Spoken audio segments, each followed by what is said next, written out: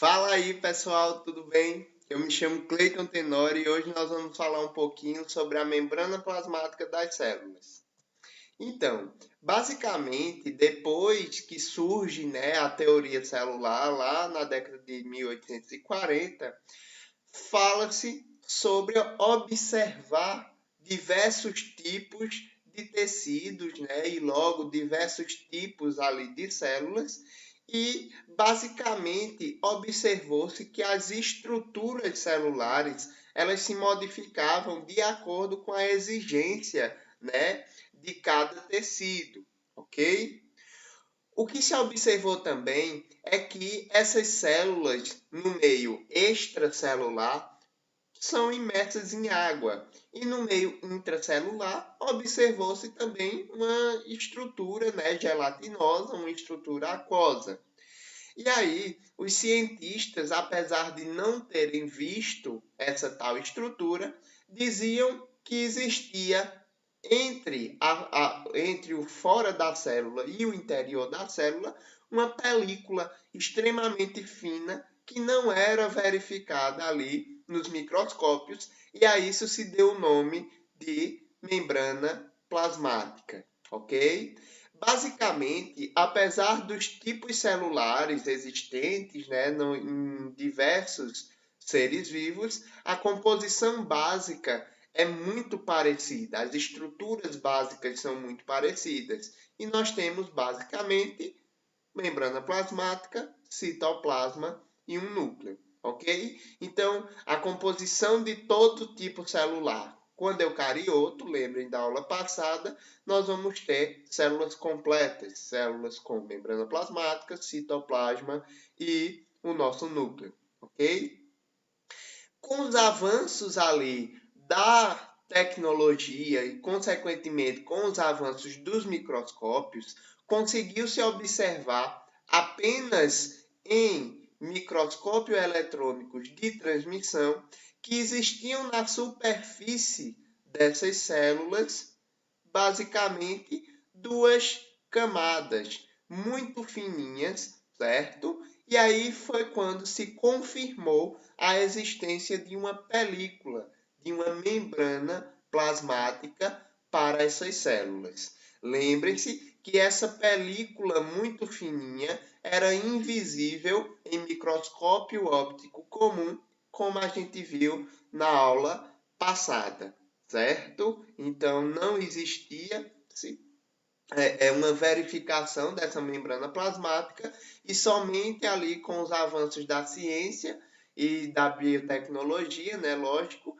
que houve ali a formação de microscópios ainda mais potentes, como o microscópio eletrônico de transmissão, e a verificação, então, dessa membrana plasmática, ok?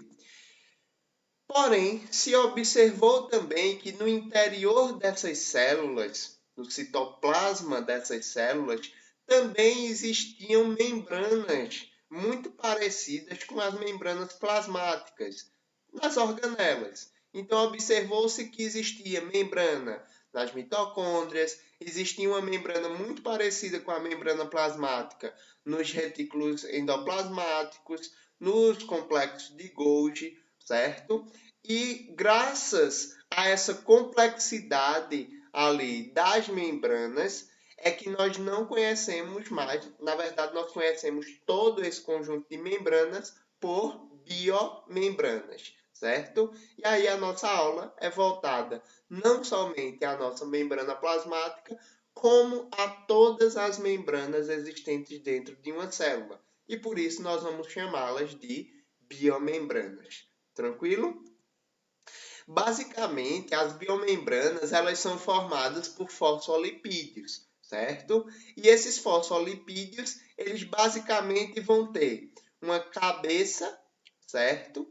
Formada, tendo uma formação polar, ou seja, ele consegue se misturar com a água, ele consegue ter afinidade com a água, consegue trocar íons com a água, e por isso que nós chamamos de parte hidrofílica, porque tem filia, tem amizade com a água, E essa parte hidrofílica, ela vai ser formada por um fosfato e uma molécula de glicerol, ok? Mas nesse fosfolipídio, nós vamos ter também cadeias ali que podem ser saturadas ou insaturadas de ácidos graxos, de lipídios, gordura.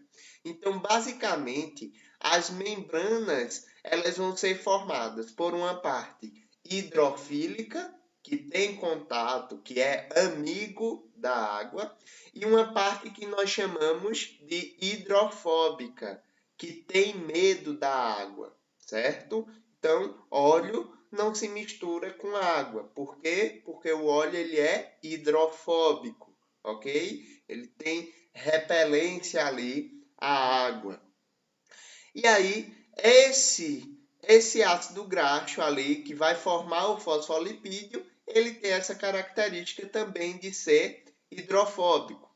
E aí nós falamos que as biomembranas, elas são formadas por duas camadas, uma camada aqui, uma aqui, de fosfolipídios. Então nós dizemos que as membranas elas possuem uma bicamada fosfolipídica, certo? Então, se liga de novo. Os fosfolipídios são moléculas, né, formadas por fosfato e moléculas formadas por glicerídeos, certo? Onde nós temos uma região hidrofílica e uma região hidrofóbica. Na cabeça hidrofílica, nós conhecemos as moléculas de fosfato e glicerol, e na cauda, duas caudas, né, hidrofóbicas, nós conhecemos os ácidos graxos, ok? Basicamente, as nossas moléculas de membranas são o que nós chamamos de moléculas anfipáticas, graças a essa região polar e a região apolar, hidrofóbica, certo? E quem propôs isso foram dois caras chamados de Singer e Nicholson. Nicholson e Singer formaram a teoria que nós chamamos hoje de teoria do mosaico fluido, onde se fala que as membranas, as biomembranas, elas são formadas por duas camadas de fosfolipídios, e essas duas camadas é verificada nessas partes, né, nessas fotografias de microscópio eletrônico de transmissão, certo? E ocorre dentro dessa formação de bicamadas fosfolipídios um dinamismo. Apesar de que essas moléculas hidrofílicas e hidrofóbicas, elas são compactas, então, por exemplo, elas não conseguem se abrir em estado natural, elas não conseguem se separar em estado natural, são compactas, porém, existe ali um dinamismo entre essas moléculas de fosfolipídios. É como se essas cabeças e caudas, né, do fosfolipídio caminhassem por entre, né, os outros fosfolipídios, e fizesse com que houvesse ali uma fluidez dessas moléculas. Além disso, são inseridas também no modelo de mosaico fluido proteínas, certo? Essas proteínas vão ter uma função importantíssima no processo ali de contato entre o meio externo, entre o meio de fora da minha célula e o meio interno dessa célula. E essas proteínas elas podem ser integrais, certo? Quando elas perpassam, atravessam essa minha membrana, e aí essas membranas, essas proteínas integrais, elas vão ter função de canal, certo? Para passar ali íons, passar água. Uma proteína integral muito importante nas células são as aquaporinas, que são os poros ali, né? As proteínas de canal, que fazem com que os íons aquosos, a água, ela consiga passar com facilidade.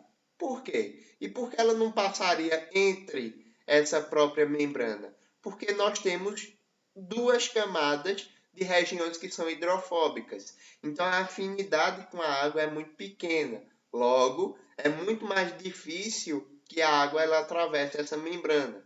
E aí é necessário proteínas que façam esse canal para que os íons de água, a água, na verdade, as moléculas de água, elas consigam atravessar, ok? Nós temos também proteínas que podem ser chamadas de periféricas, porque elas só vão ficar em um dos lados da membrana. Existem proteínas que ficam fora, existem proteínas que ficam do lado de dentro da célula. Basicamente, essas proteínas que são chamadas de ancoradas, né, ou periféricas, elas vão ter a função de sinalizar para a célula. Então, sinalizam para o lado de fora e sinalizam no interior da célula, certo? Nós temos ali também algumas proteínas âncoras, certo? E também o que nós chamamos de proteínas receptoras, que vão receber ali informações e colocar essa informação para dentro da célula ou o contrário, certo? É graças a esse modelo que esses dois caras ganharam o Nobel de Fisiologia, certo? Então é um modelo mais complexo e um modelo utilizado até hoje de membrana, certo? Modelo do mosaico fluido, que é formado por uma membrana com uma bicamada fosfolipídio, aqui ó, uma camada, duas camadas, logo bicamada, formada de quê? De fosfolipídios.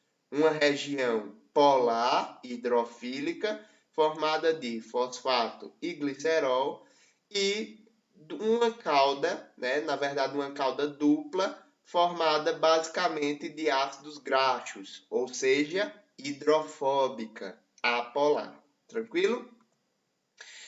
Gente, essas membranas, elas são muito importantes porque elas separam o meio extracelular, o lado de fora da célula, e o lado intracelular, o lado de dentro da célula, fazendo com que essas membranas, toda célula, na verdade, ela possui, né, uma dependência ali da água. Então, esse contato extracelular vai ter contato direto com a água, com fluidos, e o meio intracelular também vai ter contato direto com a água, certo?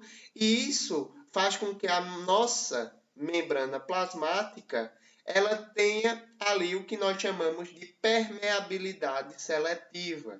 Então, ela conhece, ela sabe o que deve entrar e sair da célula, ok? Muitas vezes,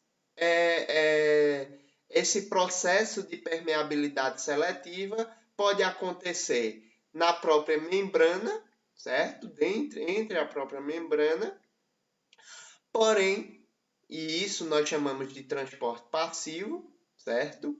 Existem ali transportes passivos entre proteínas, como é o caso da água, tá? Mas também existe o transporte ativo. Então, a diferença na permeabilidade seletiva entre transporte passivo e transporte ativo é o gasto de energia, certo? No transporte passivo, nós não temos gasto de energia, eles vão a favor do gradiente de concentração, e no transporte ativo, nós temos ali um gasto energético. Eles vão contra o gradiente de concentração. É como se eu ligasse uma bomba de água que levasse água de um poço para uma caixa d'água. Se estava abaixo e agora a água vai ser jogada para cima, para uma caixa d'água, vai contra a gravidade, certo? Se vai contra a gravidade, é necessário o gasto energético, que é a bomba, certo? Então, basicamente, o transporte ativo é isso, e nós vamos ver na nossa próxima aula, ok? Gente, muito obrigado e até a próxima.